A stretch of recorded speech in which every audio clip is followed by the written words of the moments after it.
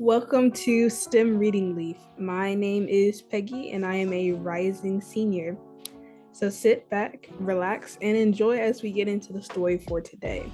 We're going to cover engineering this week and specifically look at the topic of simple machines. When you think of simple machines, this could be anywhere from a dishwasher to a door. And so this book covers how those types of machines use certain mechanisms. So, like for a door, you can push and pull it to open, right? But it uses a screw to stay connected to the wall. Today, we are going to start reading Science Ninja's Big Trouble with Simple Machines. And for parents, there's a link to the book below if you want to have it for yourself. This is Science Ninja's Big Trouble with Simple Machines by Nathan Schreiber. So this book is called Science Ninja's Big Trouble with Simple Machines by Nathan Schreiber. Evening exercises, Science Ninjas Academy, Newton.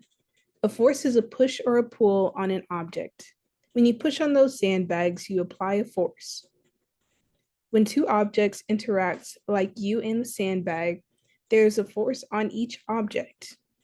You push on the sandbag, and the sandbag pushes you back. It won't push you over, but it won't fly away from your hands either. It resists. For every force, there is an opposite force.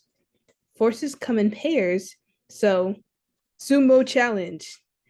Every cadet find a partner. Will any of you cowards face Cadets Wu? I will, said Carlos Einstein Cadet.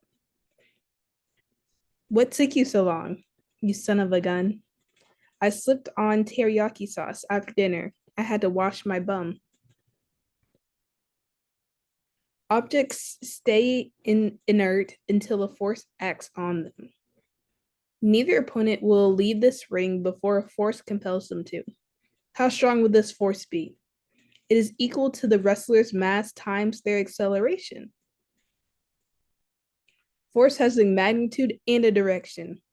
The effect of a force on an object can be canceled by the effect of another force. Free body diagrams show the relative magnitude and direction of all forces acting on an object. When these forces are balanced, they cancel each other out. But when these forces are unbalanced, there is a net force on that object. One force overpowers another, and we will overpower your resistance to mold you into elite science ninjas. You will augment our efforts. You will amplify our force. You will become machines. And so, because this does, in fact, have a lot of chapters, I will only be going through chapter 1, and this will be a 6-part series. So, let's continue. So, for the cast of characters, we have Miwu, a 12-year-old genetically modified to be stronger than a ton of bricks, and probably just as stubborn. Gets extra cranky when she's hungry, which is often. Dr. Eureka Fermi, 11 years old and brilliant, her bold spirit leads her, and her usually reluctant friends into some pretty rough spots. But that's the price you pay when you reach for the top. And then we have Carlos Einstein, another genetically modified human. This tough but tender 10-year-old always wants to make new friends so he can crack his dumb jokes on a new audience. And then we have Dr. Talks, head of Science Ninja Security, or SNS. And then we have Shogun, the mysterious leader of Science Ninjas. And so then we also have the Trials of Julie Joles. And as you can see, there is a start, which leads into a secret staircase and a steel sheet, a fulcrum, and a round platform. Giant screw, giant nut, a wagon ramp, a wall, and a beanstalk, and a big block, which will go into detail later on in the book.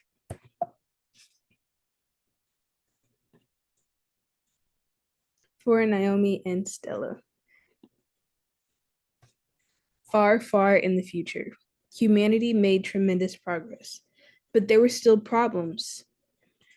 GMH, genetically modified human. To solve humanity's problems, scientists created a new type of human. The first genetically modified human exhibited exceptional strength, speed, and durability, but consumed resources at alarming rates.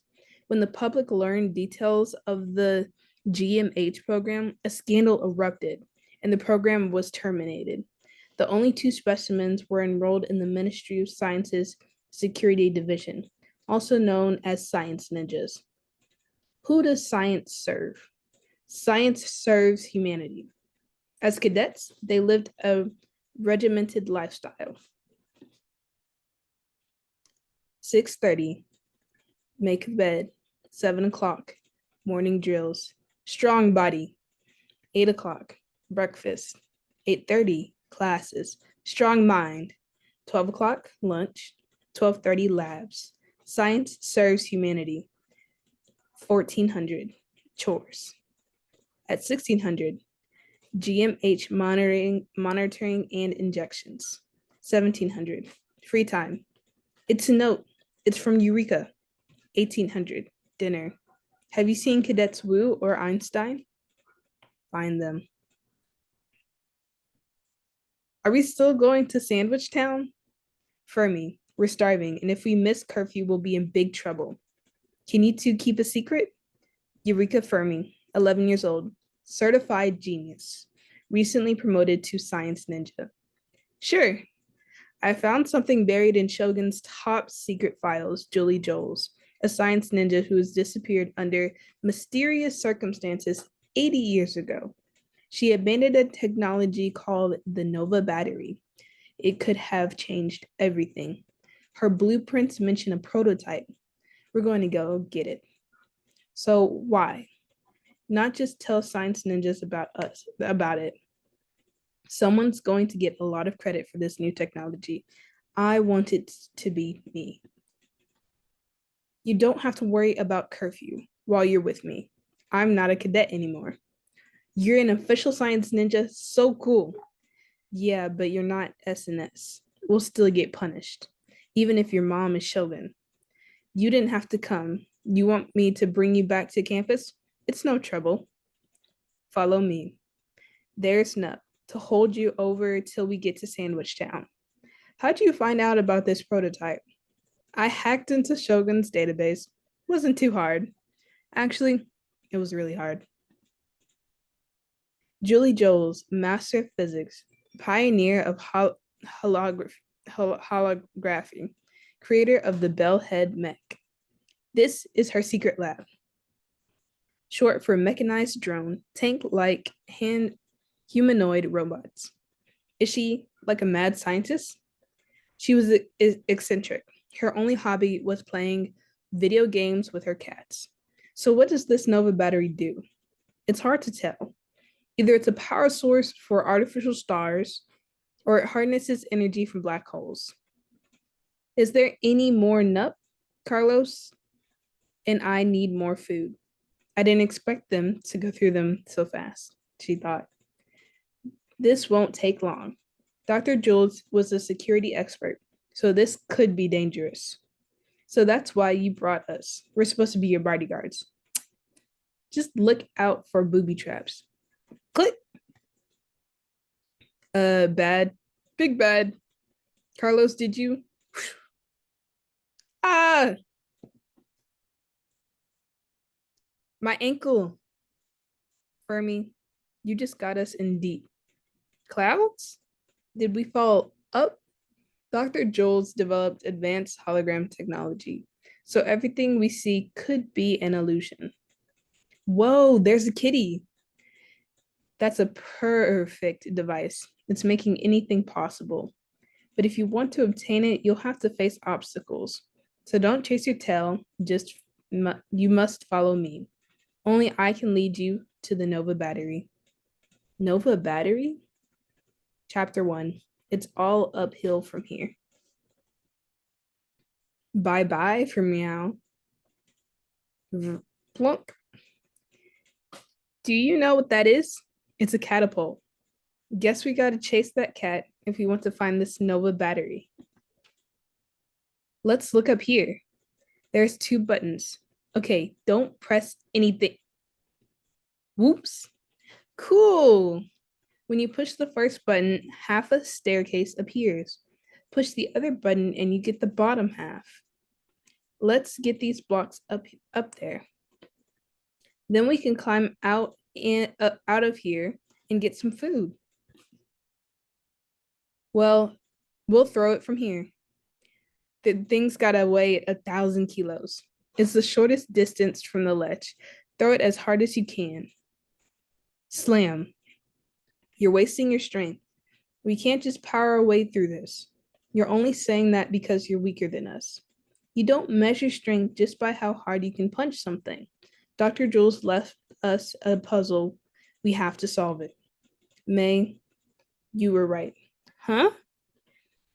You were throwing that block from the shortest distance to the top of the ledge. You and Carlos are pretty strong, but if that thing is 1,000 kilos, you can't just throw it up there. Yeah, it's hard work. That's right, Carlos. In science, work is the ability to move an object. We measure work by the net force, a push or pull, on the object multiplied by the distance that force travels. Net force times distance equals work. That's something that you will want to remember for your future classes. Throwing that block up to the ledge would require tremendous force over a short distance. But if we use this plank right here, we can make an inclined plane. You mean like a ramp? Exactly. We push it forward and the inclined plane pushes up. But we have to push over a longer distance. Yeah, but so does the inclined plane. Carlos pushing his force times the distance versus the inclined plane pushing times distance will equal the work needed. Remember, work is force times distance. The longer the inclined plane pushes, the more it adds to the total work completed. It's like the inclined plane is a friend helping you push. Key point. When we use a tool to put out more force than we put in it, it's called mechanical advantage. You'll get into this more during your engineering classes. Input into the tool, and then you get an output, a greater output. If we heaved the block up, it would be the same amount of work, but it would require a force greater than we can apply. But with the inclined plane's mechanical advantage, it's work we can actually accomplish.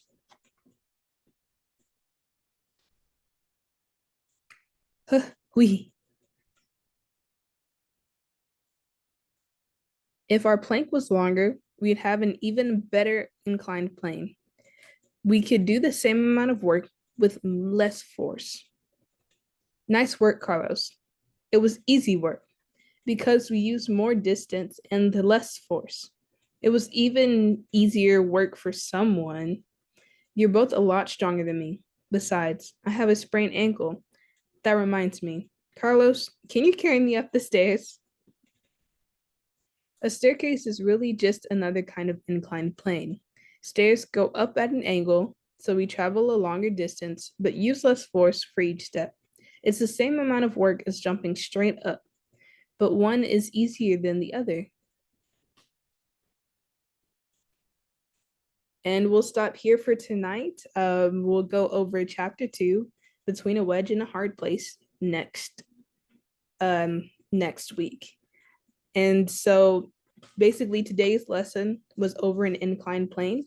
And once again, when you think about the formula, work times force or work times distance equals your given amount of force. As we go back, as you can see here, the net force times the distance equals the work. And so whenever you have an inclined plane, the longer it is, the less force that you have to put into it. And it makes the amount of work much easier. And so you can see this again, like how the book mentioned with staircases. And so can you think of any other inclined planes that you may see during your lifetime? And so that's one thing that I want you to think about going into the next week. And ways you can test this out too and continue your process in learning about STEM um, is also playing around with Legos. I know Legos, they have a lot of different contraptions. And so you can use those contraptions to make an inclined plane and see how it works. And then you can also look at things as simple as ramps. So for those whose legs may not work and they have to use a wheelchair, they use ramps in order to get from place A to place B. And so that helps them to go up to wherever their needed location is much easier. And so we see this as one of the examples, one of many during our lifetime. And so just think on that. What are the inclined planes that you see in your life? And we'll come back next week for chapter 2. I hope you have a wonderful night. And thank you for listening in.